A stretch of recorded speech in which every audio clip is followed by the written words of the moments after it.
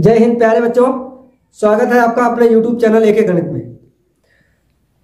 बच्चों, आप आज देखेंगे एक्सरसाइज 12.2 वृत्तों से संबंधित क्षेत्रफल, उसका जो दूसरी अभ्यास है आपकी 12.2 वो आप देखेंगे।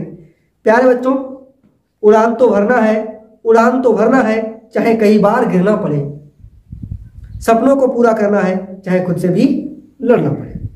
उड़ान तो भरना है, चाहे कई बार गिरना पड़े, और सपनों को पूरा करना है, चाहे खुद से भी लड़ना पड़े। बच्चों, हमें इसमें खुद से लड़ना है। अपने आप से आपका मन जो है वो कहता होगा, क्या कहता है कि सो जाइएगा, सुबह पढ़ लेंगे। शाम को जब आप पढ़ने बैठते हो ना तो सोचते हो कि सो जाइएगा, सुबह पढ़ लेंगे। जब सुबह की बारी आती है तो सोचता है अब तो यार लेट हो रहा है ना, ठंड लग रही है, अभी नहीं उठेंगे, तो फिर सुबह हो जाता है। तो इसके लिए आपको लड़ना तो पड़ेगा, खुद से लड़ना पड़ेगा बच्चों। कहते हैं ना, किसी ने कहा है कि अच्छे रिजल्ट के लिए, अच्छा रिजल्ट लाने के लिए बातों से नहीं रातों से लड़ना पड़ता। अच्छा रिजल्ट लाने के लिए बातों से नहीं रातों से लड़ना पड़ता है। तो आपको रातों में पढ़ना पड़ेगा, तभी आपका रिजल्ट अच्छा होगा, ये समझिएगा। चलिए, तो आपका जो मैं आपको यहाँ पे अभी बेसिक लेके आया हूँ, जो 12.2 अभ्यास है, उसका थोड़ा बेसिक बता देता हूँ आप लोगों के लिए, उसके बाद मैं इसका प्रश्न करूँगा। चलिए बच्चों, मैंने यहाँ पे पहले से ही नोट कर लिया ताकि आपका समय ना खराब हो। चलिए, तो देखेंगे आप सेगमेंट ऑफ ए सर्कल, वृत्तखंड। वृत्तखंड क्या है? तो वृत्त का यानी कि किसी वृत्त में जीवा और संगत चाप द्वारा घिरे क्षेत्र को वृत्त का खंड कहते हैं। वृत्त का वृत्तखंड, ठीक है, कहा यहाँ पे, ठीक है। तो वृत्त का वृत्तखंड है। अब ये जीवा तो आप समझते होंगे, लेकिन चाप तो नहीं समझते ना। तो देखिए क्या है कि जीवा ये होता है ना, समझिए क्या है कि किसी वृत्त में जीवा और संगत चाप, इस तरीके से जीवा और संगत ये चाप है आपका, ये आपकी जीवा है। जीवा कौन सी होती है? जो केंद्र से होकर न जाए और परिधि से परिधि को मिलाए, जीवा कहलाती है। तो ये हो गया आपका वृत्तखंड, ठीक है, समझ गया ना। चाप द्वारा घिरे क्षेत्र को वृत्तखंड कहते हैं। चलिए, आपका है लघु वृत्तखंड, माइनर सेगमेंट। छोटा वृत्तखंड क्या होता है? तो ये आपका छोटा वृत्तखंड है। ये जो बचा हुआ है पूरा, ये समझिएगा, ये आपका दीर्घ वृत्तखंड है, ठीक है, ठीक है, समझ गए।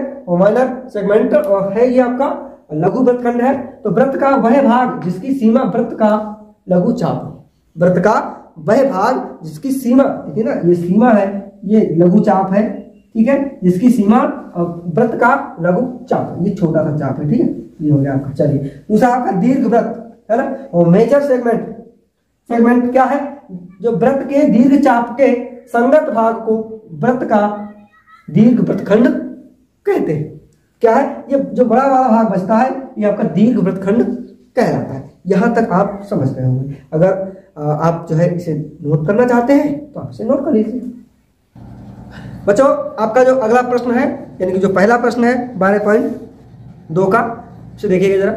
प्रश्न आपका है कि 6 सेंटीमीटर त्रिज्या, क्या है? 6 सेंटीमीटर त्रिज्या वाले एक वृत्त है जिसकी त्रिज्या 6 सेंटीमीटर के एक त्रिज्या खंड का क्षेत्रफल ज्ञात कीजिए, जिसका जो कोण है वो कितना है? 60 डिग्री। तो त्रिज्या खंड मैंने आपको नहीं बताया, त्रिज्या खंड क्या है। देखिए, ये वृत्त है, तो वृत्त ये जो केंद्र यहाँ से त्रिज्या होती है, तो त्रिज्या के द्वारा काटा गया खंड, और जो यहाँ, ठीक है, ये चाप से इससे, ठीक है, इससे यहाँ तक, ये त्रिज्या के द्वारा काटा गया खंड क्या है? वृत्त का विभाग जो त्रिज्या के द्वारा काटा जाता है, त्रिज्या खंड कहलाता है, ठीक है। त्रिज्या जिसका खंड करे, अरे भाई केक काटते हैं ना आप, तो ऐसे ही तो काटते हैं यूं, और इसको खिला देते हैं सीधे सीधे, तो वही तो है ये, तो वो त्रिज्या खंड ही होता है। समझ गए इतना आप? चलिए, समझ गए। लेकिन हाँ, ये थोड़ा यहाँ पे और थोड़ा सा बता दूं मैं आपको, ये पूरा त्रिज्या खंड है, ठीक है, ये त्रिज्या खंड है, और यहाँ जो ये जो होता है, ये इसका कोण है, कितना होता है? जितना उसमें दिया रहता है, इसमें कितना दिया है आपका? 60 डिग्री है। और ये पूरा कितना होता है? 360 का, कितना होता है? 360 का। तो त्रिज्या खंड का फार्मूला आपका बन जाता है, यानी कि ये कोण थीटा मान लेते हैं। क्या मान लेते हैं? मान लीजिए यहाँ पे 60 भी नहीं लिख रहा है, थीटा मान लेते हैं, ये कोण आपका थीटा है।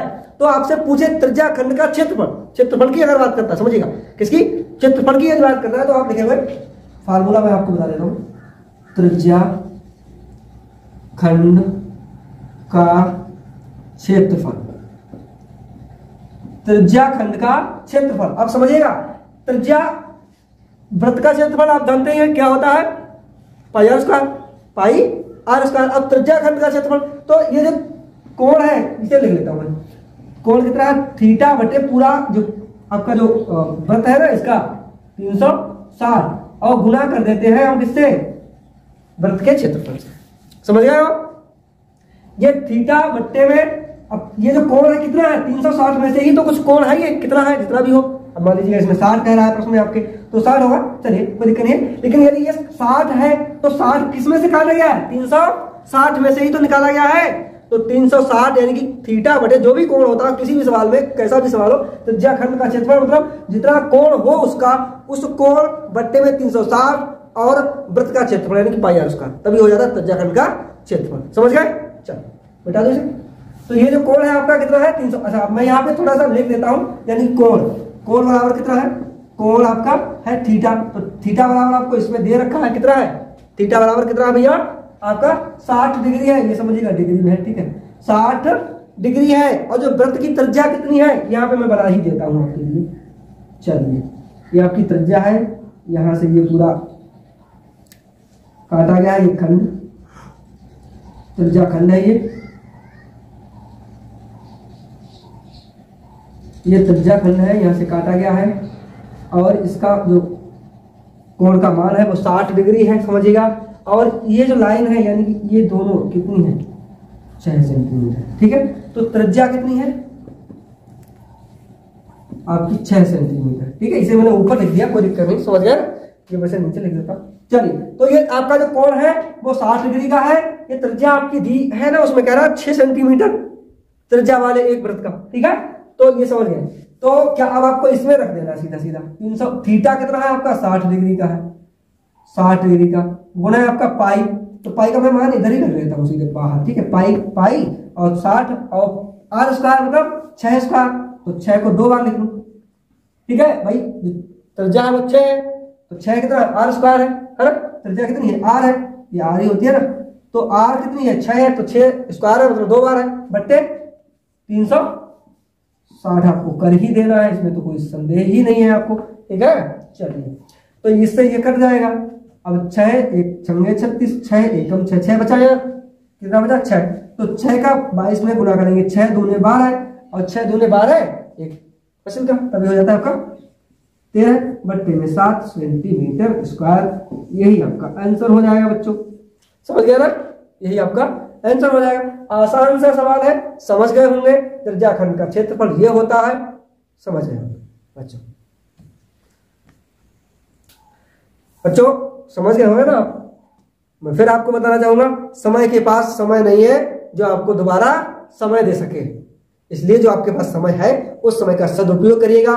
परीक्षा आपकी, बोर्ड की परीक्षा आपकी आने वाली है, तो कायदे से ईमानदारी से पढ़ाई करते रहिएगा, वरना इतना समय के पास इतना समय नहीं है जो दोबारा आपको समय दे सके, समझ रहे हैं।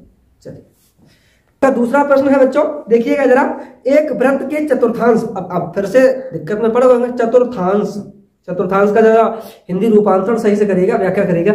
चतुर्थांश, वृत्त का चतुर्थांश, तो बता देता हूं मैं आपको, यहाँ पे वृत्त पहले बना दीजिएगा, क्या कह रहा है वृत्त का चतुर्थांश, भैया वृत्त है ये, चतुर्थ है अंश इसका, मतलब क्या है वृत्त का चौथा भाग, चौथा अंश, चौथा हिस्सा वृत्त का चतुर्थांश है, समझ गए।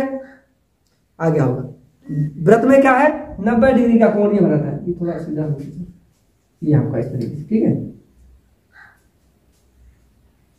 वृत्त का चतुर्थांश मतलब 90 डिग्री का कोण बनता हो, यहाँ पे ये बन गया आपका 90 डिग्री का हो गया, ठीक है। ये 90 डिग्री का कोण है आपका। तो चतुर्थांश का क्षेत्रफल, यहाँ पे कंफ्यूज होने की कोई बात नहीं है, चतुर्थांश की बात करता है, कोण समझिएगा 90 डिग्री का है, आप यही समझ जाइएगा, ठीक है। चलिए तो क्या है, चतुर्थांश का क्षेत्रफल ज्ञात कीजिए, यदि जिसकी परिधि 22 है। आप समझिएगा क्या है, परिधि दे रखी है उसने, तो परिधि बराबर लिख दीजिएगा, और परिधि, ठीक है, परिधि है आपकी 22 सेंटीमीटर, कितनी है 22 सेंटीमीटर उसकी परिधि है बच्चों, ठीक है। तो आप अब देखिएगा क्या है, अब पूछ क्या रहा है बच्चों, पूछ रहा है आपसे, क्या पूछ रहा है कि जो चतुर्थांश है उसका क्षेत्रफल ज्ञात कीजिएगा, यही तो पूछ रहा ना। तो चतुर्थांश का क्षेत्रफल निकालने की सबसे पहले आपको निकालने के लिए त्रिज्या की जरूरत पड़ती है, आवश्यकता पड़ती है, किसकी?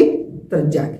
भाई अब चतुर्थांश का आप अगर मुझसे सूत्र पूछेंगे तो 1/4 पाई आर स्क्वायर, ऐसा भी कह सकते हैं आप, या 90/360 पाई आर स्क्वायर भी लिख सकते हैं आप, वही है, लगेगा वही। ठीक है, समझ गया ना? तो 90/360, अब 90/360 है तो 90/360 का मतलब ये है 1/4, यही होता है। ठीक है, तो पाई आर स्क्वायर तो है क्षेत्रफल की बात करें वृत्त के खंड की। ठीक है, तो ये आप समझ गए। क्या करना है आपको इसमें? अब भाई परिधि आपको दे रखी है, अब परिधि का आपको फार्मूला मालूम होना चाहिए। 2 पाई आर होता है, कितना होता है? यहीं पे लिख देता हूँ 2 पाई आर, इतनी इसके बराबर है। समझ गए? चलिए अब इसे हल कर लेते, क्योंकि मुझे आर का मान निकालना है। कितना क्या चाहिए? आर का। तो 2 पाई आर इक्वल 22। अब 2 को पहले इधर भेज दीजिएगा सीधे सीधे। चलिए तो 11 हो जाएगा। ठीक है, तो यहाँ पे आर का मान कितना हो जाएगा? या मैं यहीं पे लिख देता हूँ 2 × 22/7 और गुणे आर का मान कितना है पता नहीं, 22। आर तो चाहिए ही आपको, तो 22 दूने 44/7 हो जाएगा, उधर जाएगा भाग में हो जाएगा। ठीक है, तो आर का मान हो जाएगा 22 और गुणे 7/44। अब आप कंफ्यूज मत होइएगा, इधर भाग में गुना में है, उधर भाग में जाएगा। अब भाग में जाएगा तो उल्टा हो जाएगा, गुना का चिन्ह लग जाएगा। ठीक है, ये समझ आएगा, ऐसे जाएगा भाग और 44/7 ऐसे आता वैसे। ठीक है, इसको हल करने के लिए इस तरीके से करते हैं, 22 × 22 दूनी 44 यानी कि 7/2 आ जाएगा। ठीक है, समझ गया ना?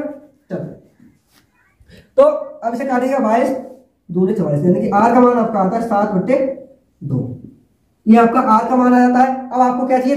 चतुर्थांश का क्षेत्रफल। चतुर्थांश का क्षेत्रफल बच्चों मुश्किल नहीं है दुनिया में कुछ भी। ठीक है, मुश्किल नहीं है कुछ दुनिया में, तो जरा हिम्मत तो कर, ख्वाब बदलेंगे हकीकत में, तो जरा कोशिश तो कर। कोशिश करिएगा, नंबर आपके बेटर आएंगे, अच्छे आएंगे, 90% आएंगे, 95% भी आएंगे, और मैथ में तो 100% भी आएंगे यदि आप मेहनत करेंगे तो। मैथ ऐसा विषय, सब्जेक्ट ऐसा है, तो मुश्किल कुछ भी नहीं है, मेहनत करना सीखिए। चलिए, तो आपका आर का मान आ गया। ठीक है, अब यहाँ पे मैं निकाल देता हूं इसका चतुर्थांश का क्षेत्रफल। भैया जो चतुर्थांश कितना है आपका? 1/4 गुणे पाई आर स्क्वायर। तो 1/4 गुणे पाई का मान 22/7 गुणे आर कितना है आपका? 7/2। तो 2 बार लिखना पड़ेगा, क्योंकि आर की पावर यहाँ पे 2 लगी है, मतलब घात 2 है, तो 2 बार लिखना पड़ेगा। अब देखिएगा 2 से मैं इसे काट दूंगा तो 11 आता है। ठीक है, अब इस 7 से ये 7 कट जाएगा। ठीक है, 4 दूने 8 और 11 7 77, यानी कि 77 बट्टे आपका 4 दूने 8 सेंटीमीटर स्क्वायर। ये आपका आंसर हो जाएगा जो क्वेश्चन नंबर 2 है। तो फिर से मैं वही बात कहना चाहूंगा, मुश्किल नहीं है कुछ भी दुनिया में, तू जरा हिम्मत तो कर, ख्वाब बदलेंगे हकीकत में, तू जरा कोशिश तो कर। कोशिश करते रहिएगा, कोशिश करने वालों की कभी हार नहीं होती है, कंटिन्यू करते रहिएगा, ये ध्यान रखिएगा। मतलब प्रतिदिन, एक दिन में कुछ नहीं होता, लेकिन एक ना एक दिन जरूर कुछ ना कुछ होता है।